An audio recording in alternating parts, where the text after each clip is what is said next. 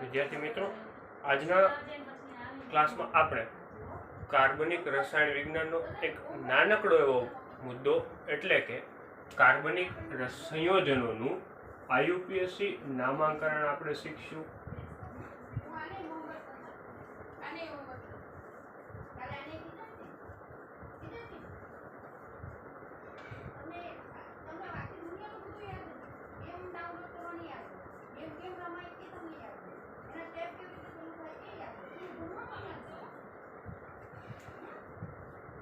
હવે આપણને સૌને ખબર છે કે કાર્બન એ સૌથી વધુ સંયોજનો બનાવતું તત્વ છે.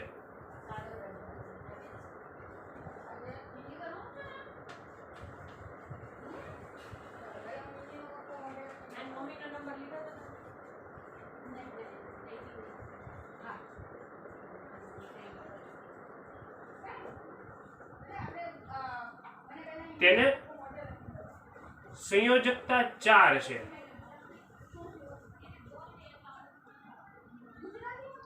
તમે સૌ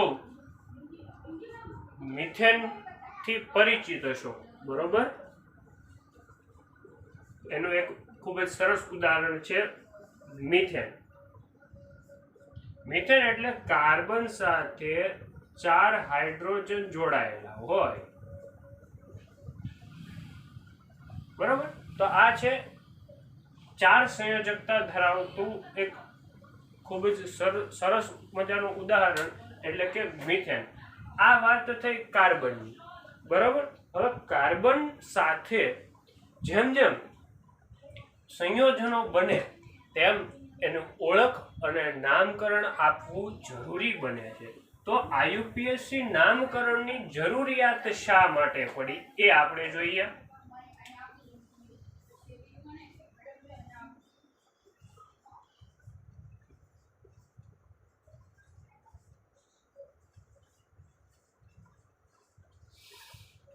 નામકરણની જરૂરિયાત તો કે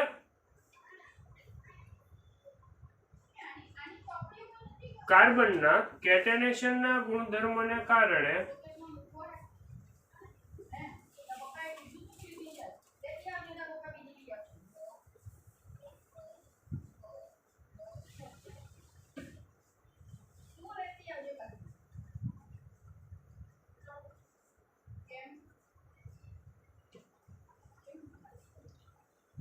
કાર્બન અસંખ્ય સંયોજનો બનાવી શકે છે.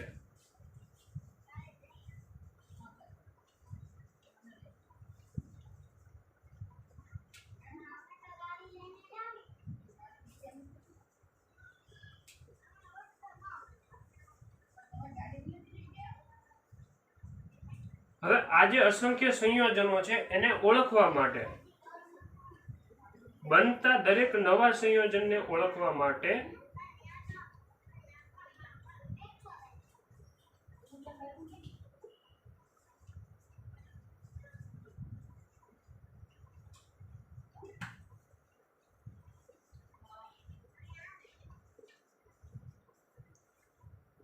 ઇન્ટરનેશનલ યુનિયન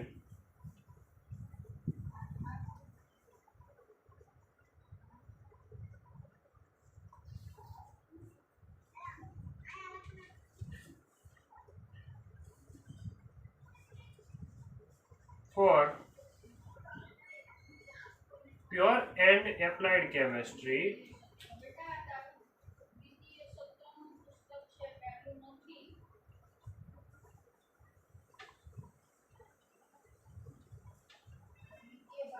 દ્વારા કેટલાક નિયમો રજૂ કરવામાં આવ્યા.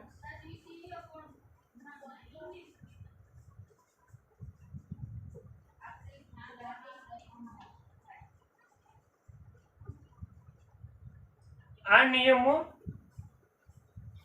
1992 માં રજૂ કરાયા અને ત્યારથી એ નિયમ મુજબ આપણે કાર્બનિક સંયોજનોનું આયુપીએસસી નામાંકરણ કરીએ છીએ. હવે આપણે આગળ આ નામાંકરણ વિશે વધુ જાણકારી મેળવીએ.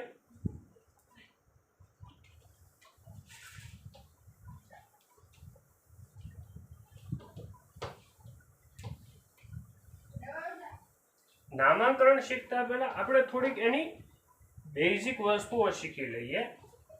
જો IUPAC નામાંકરણની 3 બેઝિક વસ્તુઓ છે, આપણે ધીરે ધીરે એ વિશે માહિતી મેળવીશું.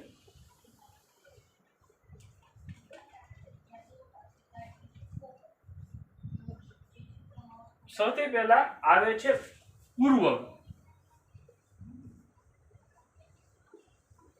અંગ્રેજીમાં તેને પ્રીફિક્સ કહેવાય છે.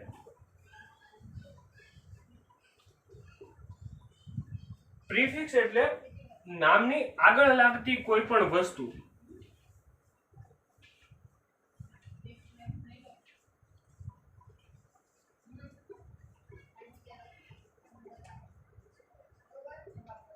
હવે નામની આગળ 2 વસ્તુ લાગે.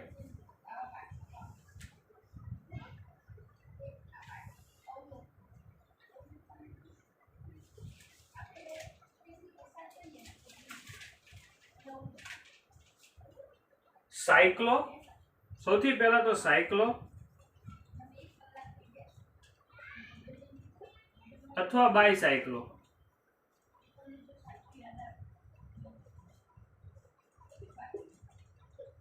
અને આ નો લાગે તો સ્પાયરો લાગે.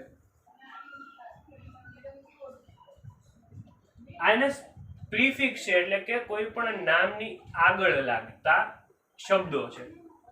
બીજો છે એ શાખા અને વિસ્થાપન.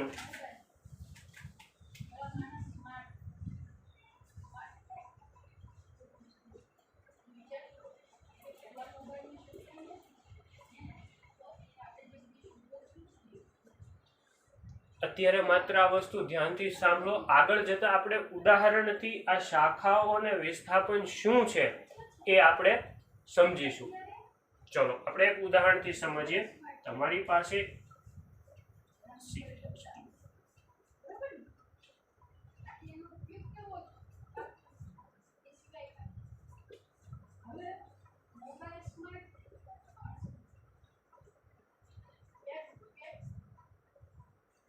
હવે અહીંયા તમે જુઓ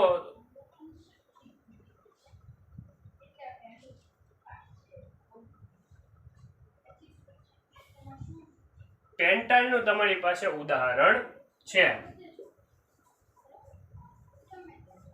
નોર્મલ પેન્ટાઇલ નું તમારી જોડે ઉદાહરણ છે.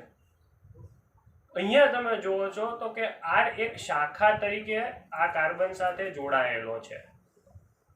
બરોબર, 5 કાર્બન તમારી શૃંખલામાં હાજર છે.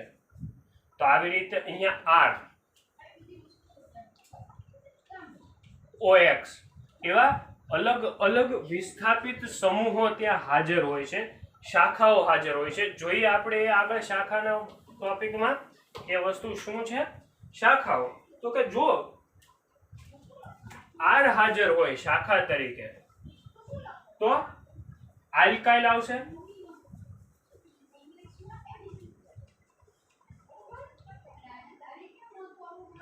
X આપણે ખબર છે કે હેલાઇડ સ્વરૂપે X હોય તો લખાય છે.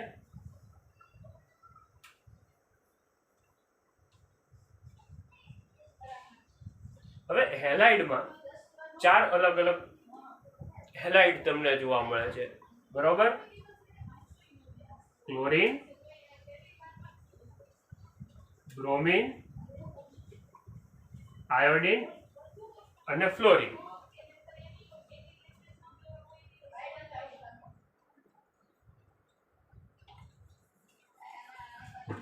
ક્લોરીન માટે જો ક્લોરીન વિસ્થાપિત શાખા તરીકે હોય તો ક્લોરો, બ્રોમિન વિસ્થાપિત શાખા તરીકે હોય તો બ્રોમો, જો આયોડીન વિસ્થાપિત શાખા તરીકે હોય તો આયોડો અને ફ્લોરીન હોય તો ફ્લોરો. પૂર્વગ તરીકે ઉપયોગ થાય છે. હવે આ છે તમારું આલ્કાઇલ અને હેલાઇડ. આ સિવાય તમને જો કોઈ કાર્બનની શાખા તરીકે OCH3 તરીકે હોય તો મિથોક્સી પૂર્વક લાગે છે. આ જોડે જોડે લખતા રહેવાનું છે તમારે. OR હોય તો ઇથોક્સી અથવા તો આલ્કોક્સી, સોરી, OR હોય તો આલ્કોક્સી લાગે છે. હવે OC2H5 એટલે કે OC2H5 છે એટલે શું છે? ઇથીન છે. અને O એટલે કે ઇથોક્સી. માત્ર CH3 હોય વિસ્થાપિત શાખા સમૂહ તરીકે CH3 હોય તો મિથાઇલ. ક્યારેક તમને વિસ્થાપિત શાખા સ્વરૂપે તરીકે બેન્ઝીન જોવા મળે છે તો તમને મળશે બેન્ઝાઇલ, અથવા તો બેન્ઝીનની સાથે OH સમૂહ હોય તો ફિનાઇલ મળશે. શું મળશે? ફિનાઇલ. આ વાત છે શાખા અને વિસ્થાપનની. હવે આપણે ત્યારબાદ આગળ એને બીજું વિભાગ છે, બીજું જે વચ્ચેનો પાર્ટ છે વર્ડ રૂટ. વર્ડ રૂટમાં આગળ જઈશું. આ જે વાત થતી હતી એ પ્રીફિક્સ એટલે કે નામની આગળ જે વસ્તુ લાગે છે એની માટે થતી હતી. હવે આપણે જોઈશું એ વર્ડ રૂટમાં જોઈશું.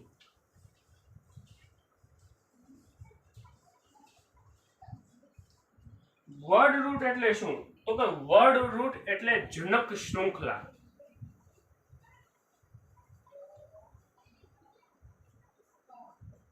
અથવા તો પેરેન્ટ શૃંખલા પણ કહેવાય છે.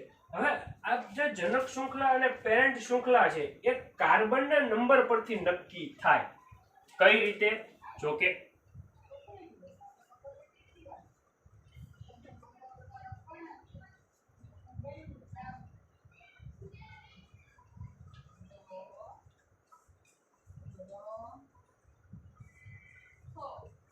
કાર્બનના નંબર પરથી નક્કી થાય છે.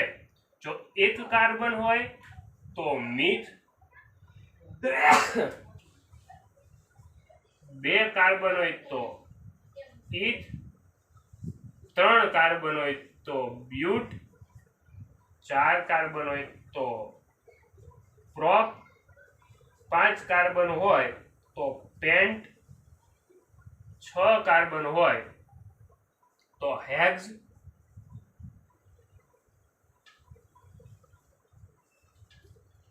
7 કાર્બન હોય તો હેપ્ટ અથવા તો સેપ્ટ. ઘણી જગ્યાએ તમને સેપ્ટ પણ જોવા મળે છે. 8 કાર્બન હોય તો ઓક્ટ, 9 કાર્બન હોય તો નોન, 10 કાર્બન હોય તો ડેક. હવે 10 થી વધારે કાર્બન માટે જો 11 કાર્બન હોય તો અનડેક, 12 કાર્બન હોય તો ડોડેક, 13 કાર્બન હોય તો ટ્રાઇડેક.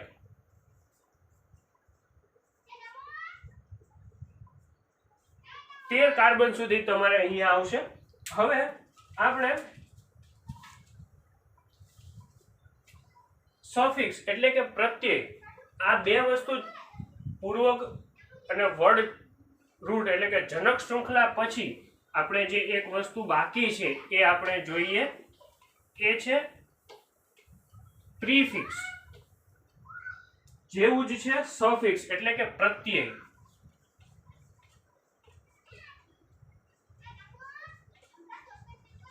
હવે આ જે સફિક્સ છે એ નામની પાછળ લાગે છે. જો નામની પાછળ લાગતું હોય બરોબર, તો એમાં પણ બે ભાગ પડે છે. બરોબર,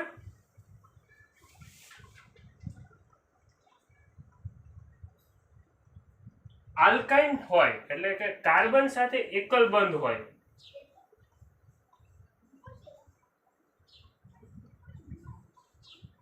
કાર્બન સાથે એકલ બંધ હોય તો પ્રત્યય તમારો આયન લાગે.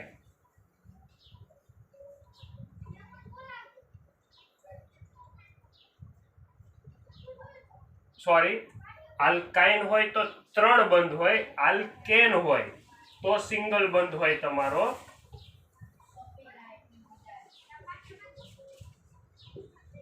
જો આલ્કીન એટલે કે કાર્બન ને ડબલ બોન્ડ હોય, કાર્બન ડબલ બોન્ડ કાર્બન, તો તમારો પ્રત્યય આ જે છે તમારા પ્રત્યય છે, તો પ્રત્યય તરીકે તમારે ઇન લગાડવાનું હોય છે. ત્યારબાદ આલ્કાઇન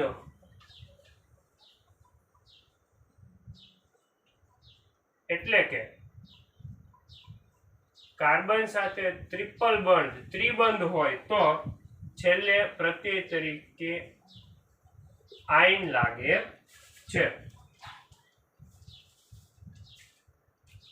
અને ત્યારબાદ છેલ્લે ક્રિયાશીલ સમૂહ તમારે જોવાના હોય છે.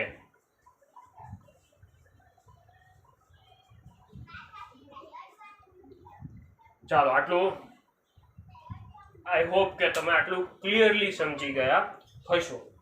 બરોબર, આ છે એના થોડા બેઝિક્સ. હવે આપણે નામાંકરણના સામાન્ય નિયમો ઉદાહરણ સહિત સમજીશું.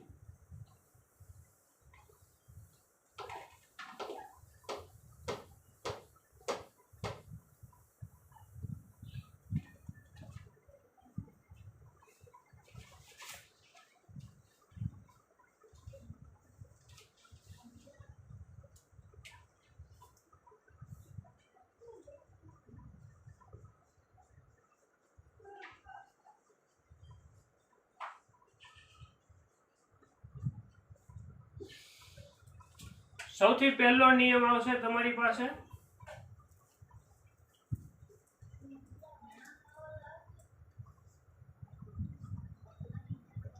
લાંબામાં લાંબી શૃંખલાને પસંદ કરો.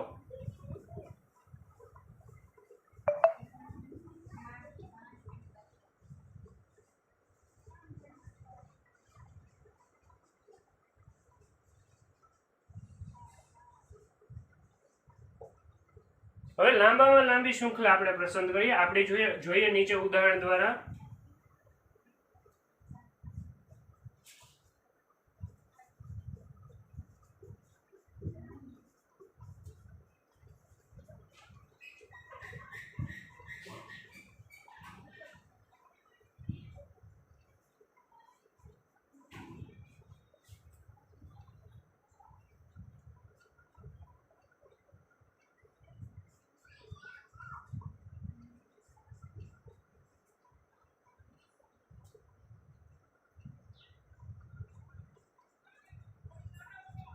હવે અહીંયા આપણે લાંબામાં લાંબી શૃંખલા પસંદ કરવાની છે.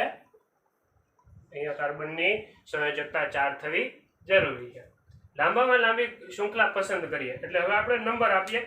તો કે આ કાર્બનને 1 2 3 4 5 અને 6, પરંતુ અલગ રીતે આપણે નંબર આપીએ તો અહીંયાથી નંબર આપીએ 1 2 3 4 5 6 7 8 અને 9. આ 9 કાર્બન ધરાવતી શૃંખલા થશે અને એક શૃંખલા થશે આપણી પાસે 6 કાર્બન ધરાવતી. આપણી પાસે નિયમ શું કહે છે કે લાંબામાં લાંબી શૃંખલા પસંદ કરો. એટલે આપણી પાસે હવે 2 ઓપ્શન આવ્યા. એ ઓપ્શન તરીકે 6 કાર્બન ધરાવતી શૃંખલા,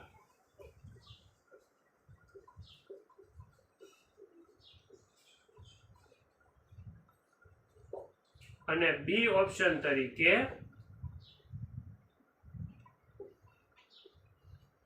9 કાર્બન ધરાવતી શૃંખલા.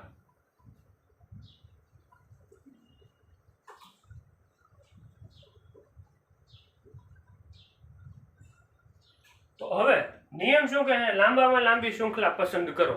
તો આમાં આપણો જે બી ઓપ્શન છે 9 કાર્બન ધરાવતી શૃંખલા, એ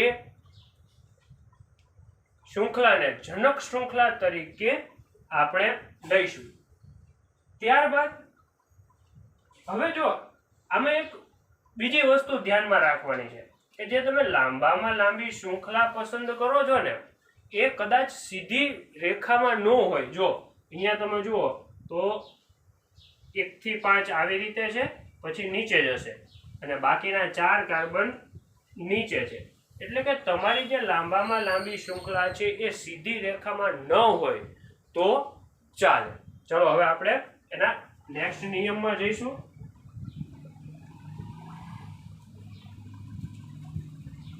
પરંતુ ક્યારેક કેવું થાય કે સમાન લંબાઈની ચેન હાજર હોય ત્યારે શું કરવાનું કે જ્યાં વધુ શાખા ધરાવતી ચેન હોય એમાં એને પ્રાધાન્ય આપવાનું. ચલો એ જોઈએ આપણે કઈ રીતે.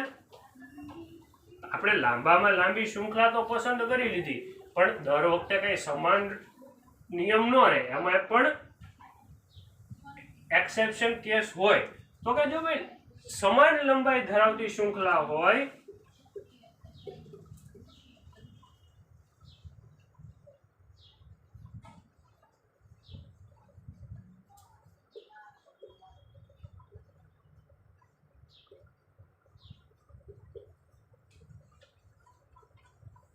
ત્યારે શું કરવાનું તો કે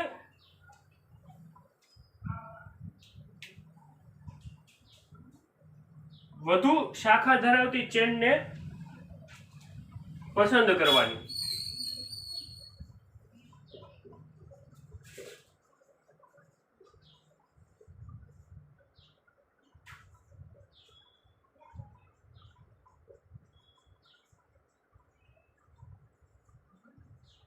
ચલો આનું ઉદાહરણ જોઈએ આપણે. હવે ધ્યાનથી જોજો.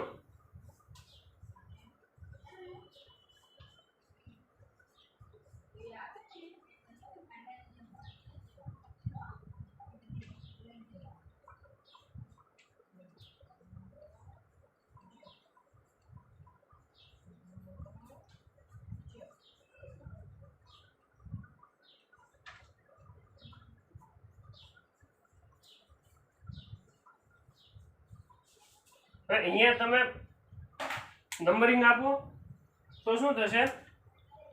1 2 3 4 5 6 અને 7. અહીંયા પણ 4 1 2 3 4 5 6 7. 1 2 3 4 5 6 અને 7. ગમે તે રીતે તમે નંબરિંગ આપો, 7 કાર્બન વાળી શૃંખલા થશે. તો હવે આમાં વધુ શાખા ધરાવતી શૃંખલાને પસંદ કરવાની રહેશે. બરાબર. હવે કેટલીક શાખાઓના નામ આપણે જોઈએ.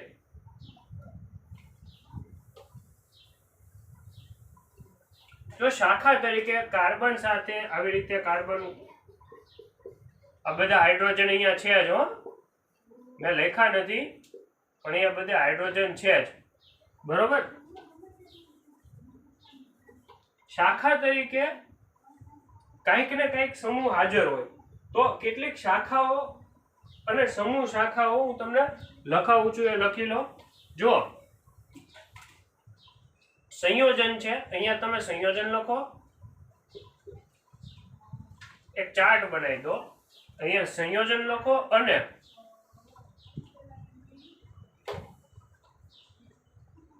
સંયોજનમાંથી મળતી સમૂહ શાખા, સમૂહ અથવા શાખા, અને એનું તમે કઈ રીતે નામકરણ કરશો એ જોઈએ આપણે.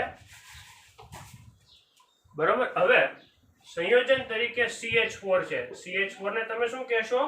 મિથાઇલ કહેશો. હવે એક હાઇડ્રોજન ગુમાવીને CH3 સ્વરૂપે એ શૃંખલામાં હાજર હોય તો તમે તેને મિથાઇલ કહેશો. શું કહેશો? મિથાઇલ. અને એને તમે Me તરીકે દર્શાવી શકશો.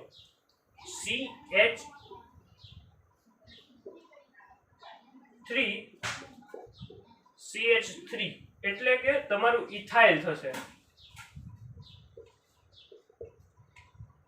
સમૂહ શાખા તરીકે એ એક હાઇડ્રોજન ગુમાવીને CH2CH3 તરીકે હશે અને એને તમે ET તરીકે દર્શાવી શકશો. ત્યારબાદ હવે મિથાઇલ ઇથાઇલ પછી આપણે જોઈશું પ્રોપાઇલ. પ્રોપાઇલ એટલે કે કેટલા carbon? 3 carbon. CH3 CH2 CH3. એક હાઇડ્રોજન ગુમાવ્યો એટલે CH2 CH2 CH3 સ્વરૂપે હાજર હશે પ્રોપાઇલ અને એને PR તરીકે દર્શાવી શકીએ આપણે. ત્યારબાદ 4 કાર્બન ધરાવતો એટલે કે butyl. CH3 CH2 CH2 CH3 એક હાઇડ્રોજન એમાંથી ગુમાવશે એટલે કે CH2 CH2 CH2 CH3 butyl તરીકે આપણે એને લખી શકીએ. અને એને શોર્ટમાં BU તરીકે આપણે દર્શાવી શકીએ. બરોબર? ચાલો આટલું તમે લખી લો. ત્યારબાદ હવે આપણે બીજો નિયમ લખીશું.